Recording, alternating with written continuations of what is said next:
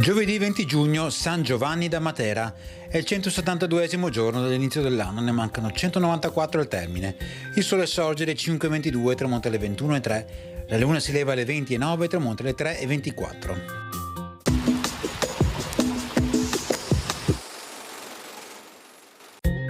L'esercito turco inizia l'assedio alla città di Scutari.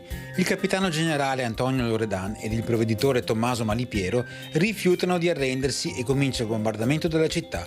Mentre le campane suonano a stormo, i cittadini con grandi prodigi di valore respingono numerosi assalti fino a che 4 giorni dopo il sultano decide di partire con metà esercito, lasciando l'altra metà a continuare l'assedio.